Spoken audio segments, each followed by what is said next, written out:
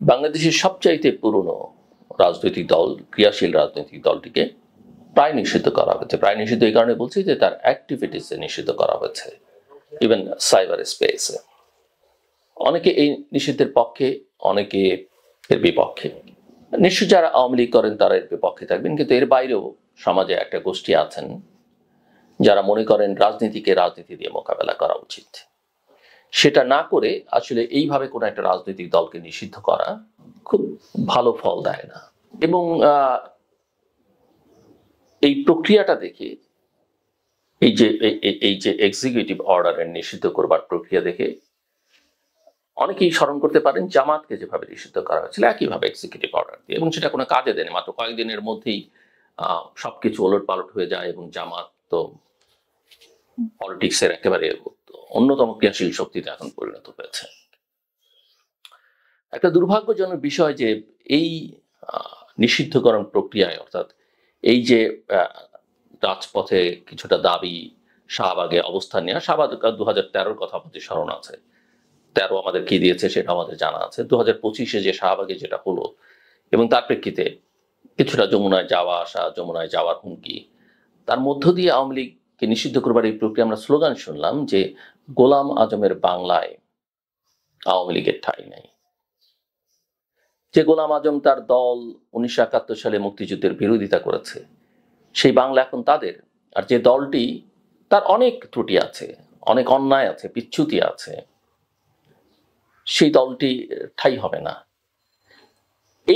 এটা যদি ওই বৈষম্য বিরোধী ছাত্র আন্দোলন বা কোটা বিরোধী আন্দোলন এবং তার থেকে উদ্ভূত এনসিপির দাবি হয়ে থাকে, তাহলে বলতে হবে এই তরুণদের মুখেই তো আমরা একসময় শুনেছি যে শেখ মুজিবের বাংলায় বৈষম্যের ঠাঁই নাই।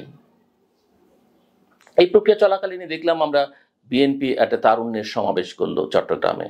সেখানে বাংলাদেশের অত্যন্ত খ্যাতিমান তারকা ক্রিকেটার তামিম ইকবাল বক্তৃতা করেছেন। সেটা নিয়ে এই আন্দোলনের একজন নেতা, এই আওয়ামী লীগ নিষিদ্ধের দাবির আন্দোলনের একজন নেতা, যিনি অত্যন্ত পরিচিত, তিনি সোশ্যাল মিডিয়াতে একটা পোস্ট দিলেন শেখ হাসিনার সঙ্গে তামিম ইকবালের এবং তার স্ত্রীর একটা ছবি দিয়ে।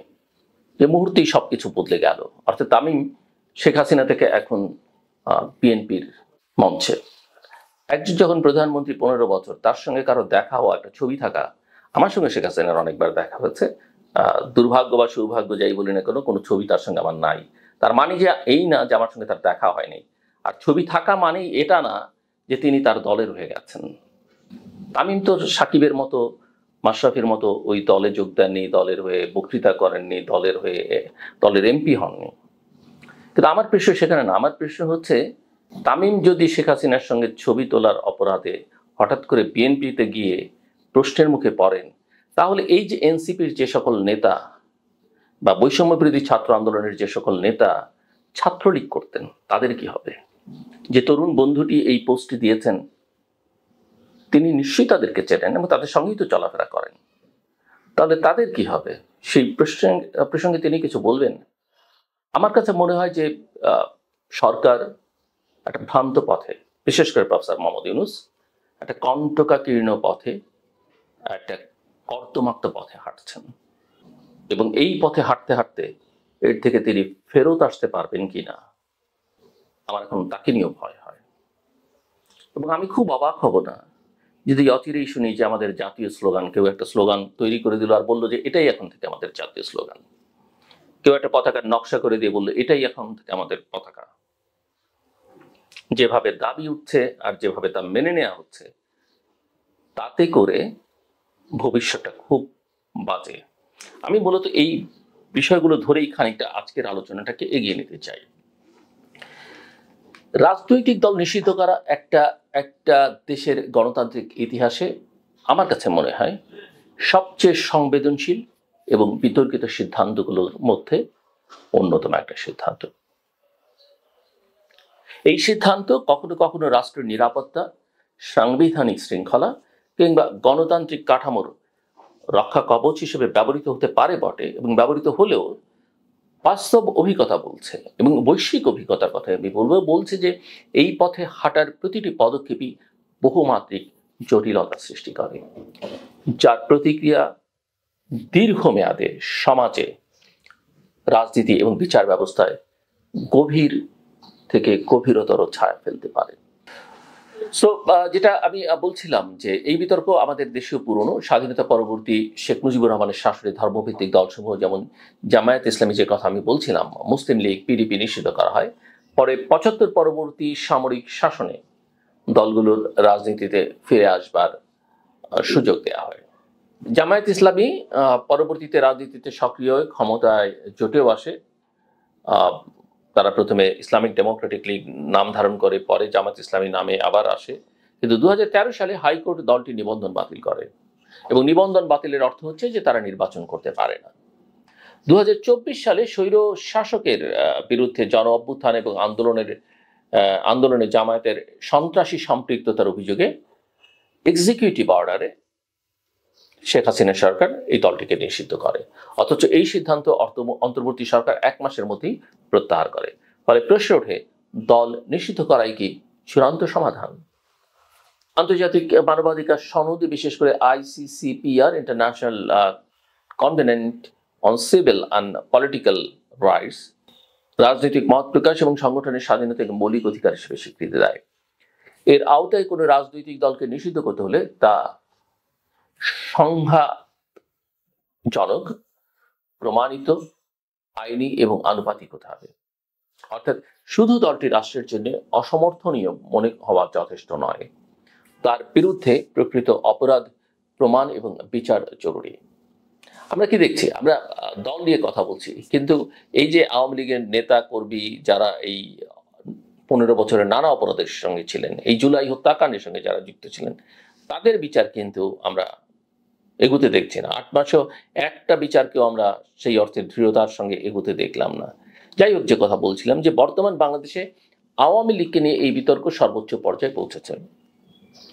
এই দলটির ৭৫ বছরের ইতিহাসে স্বাধীনতার নেতৃত্ব দানকারী শক্তি হলেও গত ১৫ বছরে দমন, পীড়ন, গুম, খুন, নির্বাচন কারচুপি, দুর্নীতি এবং বিচার বহির্ভূত হত্যার অভিযোগে অভিযুক্ত হয়েছে। ২০২৪ সালের জুলাই এবং অগস্টে, বা জুলাই মাসকে আসলে ৩৬ দিন বলা হয়, ছাত্র জনতার অভ্যুত্থানে শেখ হাসিনা সরকার পতনের পর আওয়ামী লীগের রাজনৈতিক ভবিষ্যৎ চরম অনিশ্চয়তার মধ্যে পড়ে। এরকম একটা প্রেক্ষাপটে জাতীয় নাগরিক পার্টি, এনসিপি এবং ইসলামপন্থী দলগুলো আওয়ামী লীগ নিষিদ্ধের দাবিতে আন্দোলনে নামে। সেই ঐতিহাসিক শাহবাগে, যেখানে গণজাগরণ মঞ্চ ২০১৩ সালে পুরো দেশকে মাতিয়ে তুলেছিল, সেই শাহবাগে গণজামায়াত, প্রধান উপদেষ্টার বাসভবন, যমুনা ঘেরাও, আওয়ামী লীগ নিষিদ্ধ না হলে নির্বাচন নয়, এই দাবিগুলোকে কেন্দ্র করে রাজনৈতিক উত্তেজনা চরমে ওঠে।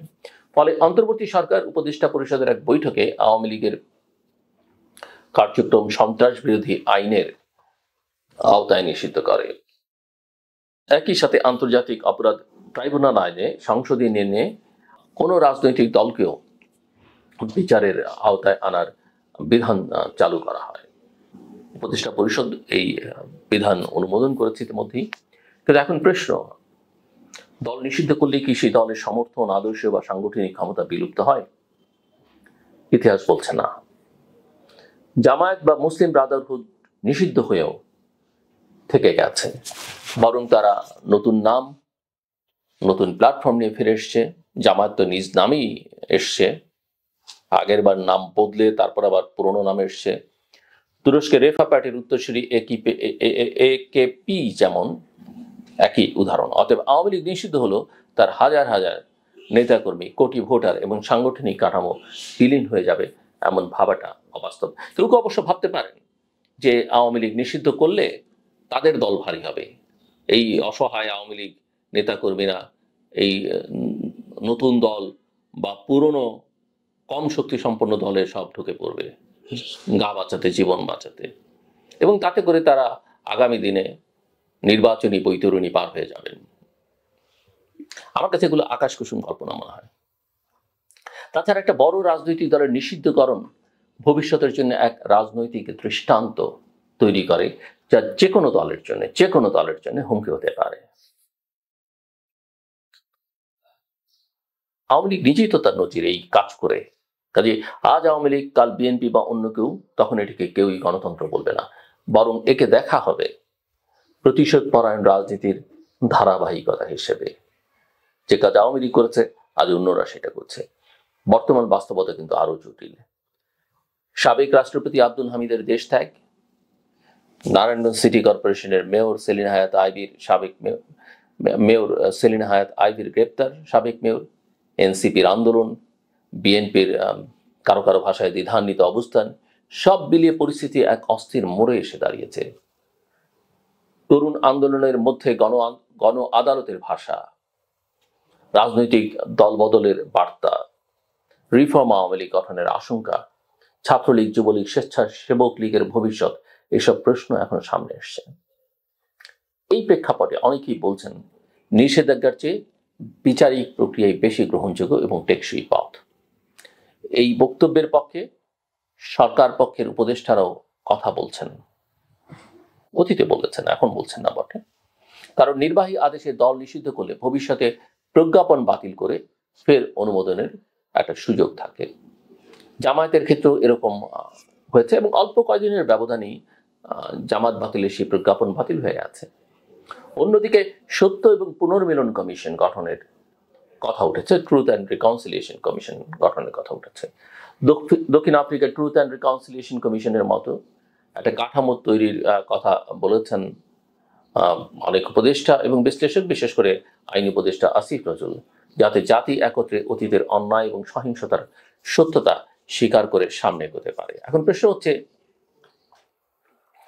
যেমনটা আইন উপদেষ্টা আসিফ নজরুল বলছেন এবং সমাজচিন্তক হিসেবে পরিচিত ফরহাদ মাজার এই প্রস্তাব সমর্থন করছেন, কিন্তু এখানে একটা প্রশ্ন বলা হচ্ছে আওয়ামী লীগের সময়কার এই অপরাধের জন্য ট্রুথ অ্যান্ড রিকনসিলিয়েশন কমিশন, তাহলে প্রশ্ন উঠবে 1971 সালের অপরাধের জন্য জামায়াত এবং অন্যান্য যারা আছেন তাদের কি হবে? প্রশ্ন হচ্ছে যে 15 বছরে তো নিঃসন্দেহে অপরাধ, অন্যায় সবই হয়েছে, কিন্তু অন্যান্য সময় যারা করেছেন, আমি চুনোপুটিদের কথা বলছি না, বড় বড় রাঘব বোয়ালদের কথা বলছি, তাদের কি হবে? যারা এই ট্রুথ অ্যান্ড রিকনসিলিয়েশন, আমি তার পক্ষে, কিন্তু এটাকে ওই সিগমেন্টেড করা বোধহয় ঠিক হবে না। সো এটাকে আমার মনে হয় একটু আরো বিস্তারিত, আরো ব্রড সার্কেলে দেখাটা ঠিক হবে। গুম প্রতিরোধ এবং প্রতিকার অধ্যাদেশ, যুদ্ধাপরাধীদের বিচার, ছাত্রলীগ নিষিদ্ধ, আওয়ামী লীগের সহযোগী সংগঠনগুলোর ভবিষ্যৎ, স্বরাষ্ট্র উপদেষ্টার বিরুদ্ধে ক্ষোভ, সবকিছু মিলিয়ে বর্তমান পরিস্থিতি অত্যন্ত জটিল এবং সংবেদনশীল। এই মুহূর্তে যদি সিদ্ধান্তগুলো তাড়াহুড়ো করে নেওয়া হয় বা কারো দাবির মুখে, চাপের মুখে নেওয়া হয়, তবে তা ভবিষ্যতের জন্য বিপজ্জনক নজির হতে পারে। রাজনীতি নিষিদ্ধ করবার বদলে জনগণের ভোটে তার প্রকৃত জনপ্রিয়তা মাপাই হোক শ্রেষ্ঠ পন্থা, এবং সেই ভোটটা ভালো ভোট, ইতিহাসের সেরা ভোট অনেকে বলছেন। আপাতত আমাদের জন্য মোটামুটি একটা অবাধ, সুষ্ঠু, গ্রহণযোগ্য, অংশগ্রহণমূলক, শান্তিপূর্ণ, আন্তর্জাতিক মানসম্পন্ন নির্বাচন হলেই হবে। আমরা ইতিহাসের 1 নাম্বার না 2 নাম্বার নির্বাচন করলাম, সেখানে আমাদের যাওয়ার দরকার নেই। দলীয় নিবন্ধন বাতিল হতে পারে, নির্বাচন কমিশনের আওতায় কার্যক্রমে নিষেধাজ্ঞা আসতে পারে, কিন্তু চূড়ান্ত নিষিদ্ধকরণ হতে হলে সেটি আমাদের আদালত নির্ভর বিচারিক প্রক্রিয়ার মধ্য দেওয়া হচ্ছে। তেমনকি নির্বাচন থেকেও একটা বড় দলকে বাইরে রাখার যে প্রক্রিয়া, সেটাও কতটা গ্রহণযোগ্যতা হবে, সেটা ইনক্লুসিভ হবে কিনা, সেই নির্বাচন জাতীয় এবং আন্তর্জাতিকভাবে গ্রহণযোগ্য হবে কিনা, বা সেই নির্বাচন, একপেশী নির্বাচনে যারা বিজয়ী হবেন তারা কেমন ফিল করবেন, এগুলো অত্যন্ত বিবেচ্য বিষয়। একটা দলের মধ্যে অপরাধী থাকতে পারে, কিন্তু দল মানেই অপরাধী নয়। আপনি বিশ্লেষণ তো, হ্যাঁ, একটা সময়ের জন্য আপনি অপরাধী বলতে পারবেন, কিন্তু পূর্বাপর বিশ্লেষণ করলে কি দাঁড়ায় সেটা আপনাকে মাথায় রাখতে হবে। এই বোধটা যদি আমাদের না থাকে, তাহলে গণতন্ত্র শুধু একজনের বা একটি দলের একচ্ছত্র হয়ে পড়ে।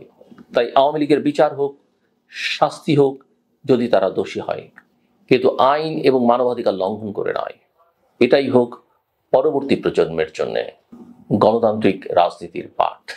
এই যে কথাগুলো বললাম না, আমি জানি এই কথা শুনতে শুনতেই এখানে আমাকে বাটপার বলা হবে, অশ্লীল কোনো সিনেমার ভাষায় বলা হবে, মাল দে, টাকা দে, আওয়ামী লীগের দোসর বলা হবে, ভারতের দালাল বলা হবে। কিন্তু যারা বলবেন, আমি চ্যালেঞ্জ করে বলতে পারি, আওয়ামী লীগের শাসনামলে আওয়ামী লীগের যেটুকু বিরোধিতা আমি করেছি তার যৎসামান্য তারা করেননি। যে ঝুঁকি আমি নিয়েছি তার কোনো ঝুঁকি তারা নেননি। আমি, আমার পরিবার, আমার সহকর্মীরা যে সাফারিংস এর মধ্য দিয়ে আমরা গেছি, তার কিছুই তা কল্পনাও করতে পারবেন না। কাজেই বলা সহজ, রুচির সমস্যা থাকলে, কালচারাল স্ট্যান্ডার্ডের সমস্যা থাকলে সেটা হতে পারে, আমি বিবেচনার মধ্যে নিচ্ছি না। কিন্তু যেসব পরিচয়, অর্থাৎ নতুন দলের পরিচয় যদি বা নতুন দলের সমর্থক যদি তারা করেন, তাহলে, কারণ এগুলো তো অন্যরাও দেখে, নতুন দল সম্পর্কে কোনো ভালো ভাবমূর্তি তৈরি হয় না। কোনো ধর্মভিত্তিক রাজনৈতিক দলের সমর্থকরা যদি এটা করেন, তাহলে ওই ধর্মভিত্তিক রাজনৈতিক দল তো বটেই, এই যে ধর্ম নিয়ে যারা বড় বড় বলি ছাড়া তাদের সম্পর্কে মানুষের কিন্তু নানা সংশয় সন্দেহ তৈরি হবে। কাজে এই বিষয়গুলোকে একটু গুরুত্বের সঙ্গে বিবেচনা রাখা উচিত। আমি নিজে আওয়ামী লীগ করিনি, আমি নিজে কখনো বিএনপি করিনি। আমি ছাত্রাবস্থায় রাজনীতি করতাম, ছাত্রাবস্থায় আমি রাজনীতি ছেড়েছি। তারপর থেকে কোনো রাজনৈতিক দলের সঙ্গে আমার সংস্রব নেই, এবং আমি ঘোষণা দিয়েছি যে কোনো রাজনৈতিক দলের সঙ্গে আমার ভবিষ্যতেও কোনো সম্পর্ক থাকবে না। আমি কোনো রাজনৈতিক পদ গ্রহণ করব না, আমি কোনো সরকারি দায়িত্ব গ্রহণ করব না, কোনো অবস্থাতে নেই। এমপি, মন্ত্রী এগুলো হবার কোনো স্বপ্ন মানে, আমি ঘোষণা দিয়েছি, স্বপ্ন না, আমি এগুলো কখনো হব না। কথা পরিষ্কার। সরকারের সঙ্গে কোনো বাণিজ্য আমার নেই, অতীতেও ছিল না, ভবিষ্যতে থাকবে না। কথা অত্যন্ত পরিষ্কার। বিশ্বাস করা না করা আপনার, কিন্তু দয়া করে বুলিং করবেন না, দয়া করে অশালীন অশ্রাব্য কথাবার্তা বলবেন না। হ্যাঁ, রাজনীতি যার যার ব্যক্তিগত ইচ্ছা, বিশ্বাস থাকতে পারে। এমনকি আমি কথাও বলেছি যে আমি যতদিন সাংবাদিকতা করবো আমি ভোট দিব না। আমার অনেকেই বলেন, ভাই ভোট দেওয়া তো নাগরিক অধিকার, আপনি সেটা কেন করবেন না? আমি বলছি, বাংলাদেশে এতটা পলিটিসাইজড মিডিয়া হয়ে গেছে, সে কারণেই আমি এটা করতে চাই না, করবো না। হ্যাঁ, নিরপেক্ষতাকে ভোট দেওয়া যায়, যায় না সেটা আমি বলছি না, কিন্তু আমি বাংলাদেশের যে রাজনৈতিক সংস্কৃতি তার প্রতি প্রতিবাদ হিসেবে একথা আমি বলেছি এবং এখনো বলছি। কিন্তু একথাও মাথায় রাখতে হবে যে আমি রাজনীতি করব না বলে, করি না বলে আমি কিন্তু আমার চারপাশের অন্য কাউকে রাজনীতি করতে পারি না। আমার বাবা এক রাজনৈতিক দল করতেন, আমি ছাত্রাবস্থায় আরেক রাজনৈতিক দল করতাম। আমার পরিবারের, আমার এক্সটেন্ডেড ফ্যামিলির লোকজন এক একজন এক এক দল করেন, কেউ আওয়ামী লীগ করেন, কেউ বিএনপি করেন, কারণ অন্যান্য দলের প্রতি ভালোবাসা থাকতে পারে। এখন মূল কথা হচ্ছে যেটা আমি বলতে চাই, আমাকে আমার কাজ দিয়ে বিচার করবেন। আমার বাবা কোন রাজনৈতিক দল করতেন, আমার ভাই বোনরা, আমার আত্মীয় স্বজনরা, আমার স্ত্রী, সন্তান, কার কি বিশ্বাস, তার সঙ্গে আমাকে মেলালে চলবে না। আমার কথা পরিষ্কার, আমি দেশের ভালো চাই, আমি পৃথিবীর ভালো চাই, আমি একজন উদার গণতান্ত্রিক মানুষ, এবং আমি একজন পেশাদার সাংবাদিক, একটি গবেষণা প্রতিষ্ঠানের সঙ্গে যুক্ত, যেটা পেশাদারিত্বের সঙ্গে নির্মোহভাবে, নিরপেক্ষভাবে আমরা পরিচালনা করবার চেষ্টা করছি, বায়াসলেস হয়ে। শেষ করবার আগে যে কথাটা আমি বলতে চাই, চলুন আমরা প্রত্যেকে প্রতিদিন অন্তত একজন মানুষের উপকার করি। সৃষ্টিকর্তার সান্নিধ্য আপনি পাবেন স্রষ্টার সৃষ্টির উপকারের মধ্য দিয়ে, সবচেয়ে বড় সহজ উপায়। অন্যান্য জিনিস আপনি করেন, কোনো অসুবিধা নেই, এবং আমি মনে করি এটা করতে পারলে আপনার ভালো লাগবে। ছোট ছোট কাজ আছে, ছোট ছোট, যে একজন মানুষের এমন একটা কাজ করলেন যে মানুষটা হ্যাপি হলো, বা তাকে একটু সহযোগিতা করা হলো, একটু হেল্প করা হলো, এই কাজটা আমরা প্রতিদিন একটা রুটিন হিসেবে নেই, এবং দেখবেন আপনি ভালো থাকবেন, আপনার চারপাশ ভালো থাকবে। আমার কথা শুনবার জন্য অসংখ্য ধন্যবাদ, আপনাদের সবার জন্য শুভকামনা।